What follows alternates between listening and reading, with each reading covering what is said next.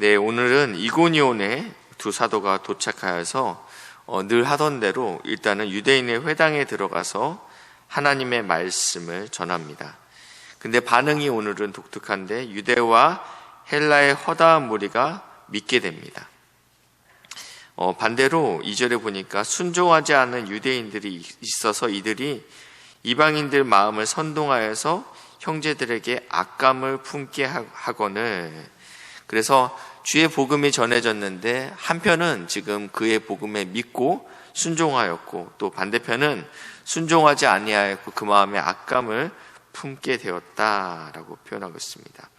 3절에 보시니까 두 사도가 오래 있어 주를 힘입어 담대히 말하니 주께서 그들의 손으로 표적과 기사를 행하여 주사 주의 말씀을 증언하게 됐는데 시내의 무리가 나뉘어서 유대인을 따르는 자도 있고 두 사도를 따르는 자들도 있었다라고 표현하고 있습니다. 누가복음 12장 51절 말씀인데요. 12장 51절부터 53절 말씀인데요. 내가 세상에 화평을 주려고 온 줄 아느냐? 내가 너희에게 이르노니 아니라 도리어 분쟁하게 하려 함이로다.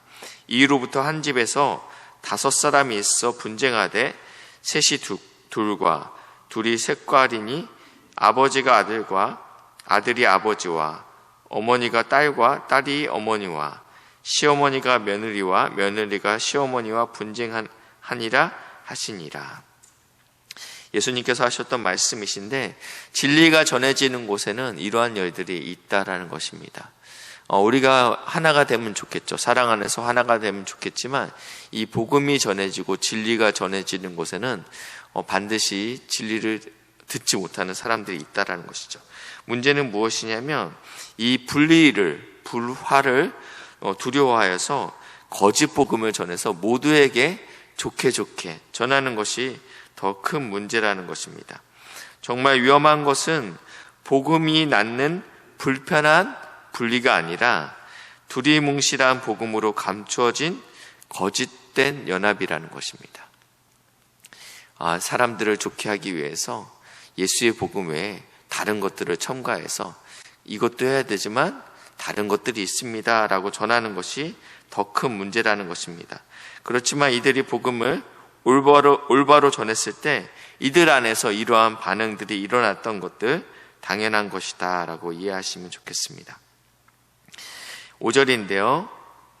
그래서 이제 이방인들과 유대인과 그 관리들이 두 사도를 모욕하며 돌로 치려고 달려드니, 그러니까 이들이 이제 도망가서 어디로 갔냐면 루스드라와 더베로 도망갔다. 이 루스드라는 이고니온에서 한 30km 정도 더 가면 되고요. 더베는 이 이고니온에서 한 100km 정도 더 가면 나오는 지역입니다. 특별히 루스드라에서는 이곳은 어떤 곳이냐면 8절에 보시니까 루스드라가 나오잖아요. 여기는 디모데의 고향입니다. 헬라파 유대인이죠. 오늘은 등장하지 않고 다음 주 2차 전도 여행 때 디모데가 등장합니다. 아마 이때 이 유니게와 그의 할머니 로이스가 헬라파 유대인이었지만 복음을 듣고 헬라파 기독교인이 되지 않았을까라고 추측이 됩니다. 이 루스드라에 도착해서 보니까 발을 쓰지 못하는 한 사람이 앉아 있는데 나면서부터 걷지 못하게 되어 걸어본 적이 없는 자라라고 표현하고 있습니다. 근데 이 바울이 복음을 전하자 이 바울이 말하는 것을 듣거늘, 믿음은 들음에서 난다고 했잖아요.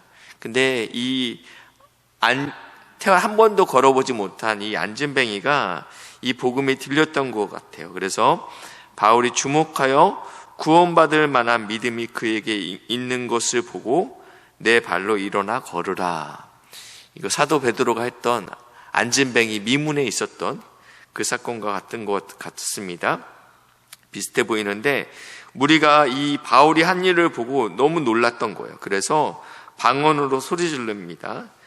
무엇이라 소리 지르냐면 12절에 나와 있는데 마치 이들은 제우스와 헤르메스 같다라고 표현하고 있습니다. 고대 근대 이 이 갈라디아 지역이라고 여기를 표현하고 있는데요. 나중에 이 갈라디아서가 지금 이 바울의 1차 전도 여행을 했던 이 지역을 대상으로 쓰여진 편지인데요. 이 지방에 어떠한 전설이 전해지고 있냐면, 제우스와 헤르메스라는 신이 이 땅에 내려왔는데 사람들이 환대하지 아니하고 영접하지 않습니다. 왜냐하면 이들이 신인지 알지 못했기 때문입니다. 근데 가난한 노 부부가 이들을 유일하게 환대하게 됩니다. 그래서 이 제우스와 헤르메스는 이 가난한 농부에게 보상을 해주고 자신을 환대하지 않았던 많은 사람들에게 홍수의 심판을 내렸다란 전설이 존재하고 있습니다. 그러니까 이들이 이 제우스 신전이 여기 있었지 않습니까? 그러니까 이러한 전설을 갖고 있는데 어느 날 갑자기 늘 보던 이 안진뱅이가 일어나게 된 것입니다. 이들에겐 굉장히 놀라운 일이죠. 그래서 지금 이 바울에게는, 바나바에게는 제우스라고 하고, 이 바울은 헤르메스, 해석의 신입니다. 그러니까 말을 하는 신이죠.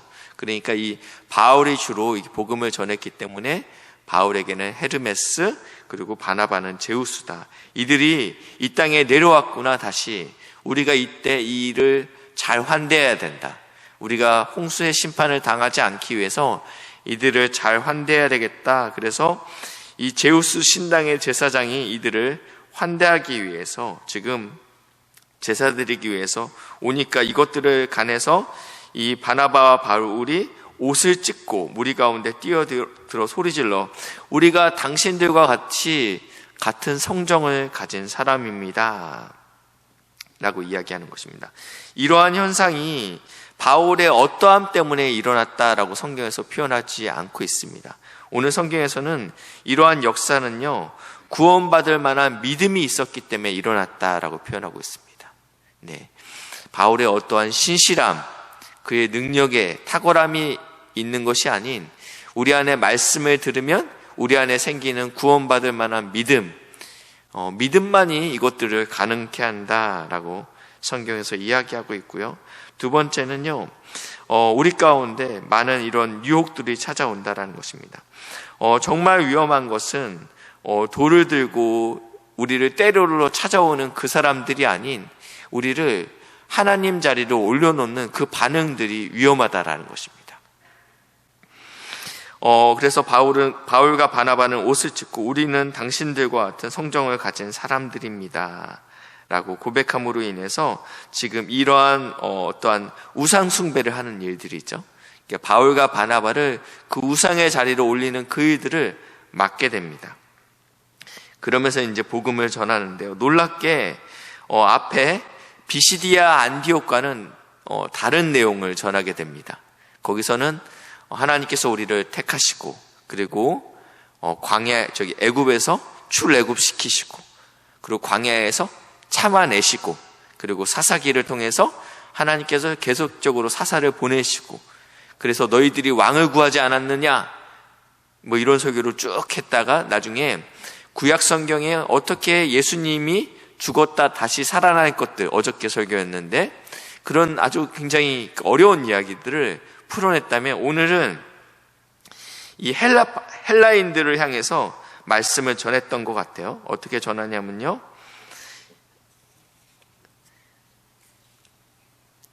네, 15절 중반절에 보시니까요, 천지와 바다와 그 가운데 만물을 지으시고 살아계신 하나님께로 돌아오게 하려 함이라.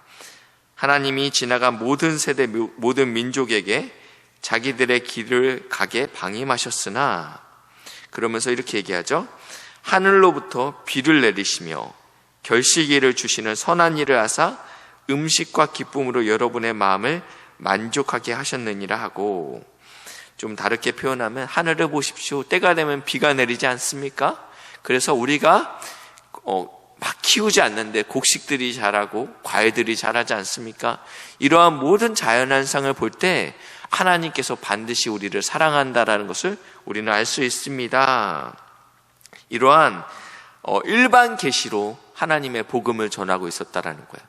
그러니까 회당에 있는 사람들에게는 구약의 하나님이 어떤 하나님이고 그 구약의 하나님을 통해서 예수가 어떻게 오실 것에 대해서 성경을 샅샅이 뒤지면서 예수님을 증언하였다면, 지금 이 헬라인들에게는 여러분, 하늘을 보십시오, 자연을 보십시오, 이것들이 우연으로 나지 않지 않았습니까? 이러한 식으로 복음을 유연하게 전했다라는 것입니다. 목사님이 주일설교 때 이런 말씀하셨어요. 복음에 대해서 말씀하시면서 죽으면 천국 갑니다, 이렇게 하지 말라고 했죠. 여러분, 예수 안에 모든 문제의 해결함을 받습니다. 그러니까 우리가 접근 방법을 다르게 해야 된다라는 것을 지금 오늘 이 사도 바울이 하고 있다라는 것입니다.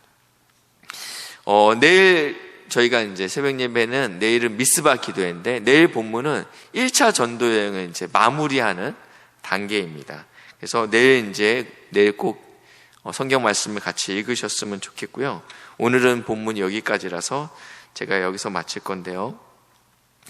하나님께서 이 바울과 바나바를 들어 사용하셔서 성령을 통해서 지금 이 길을 떠나게 하셨습니다.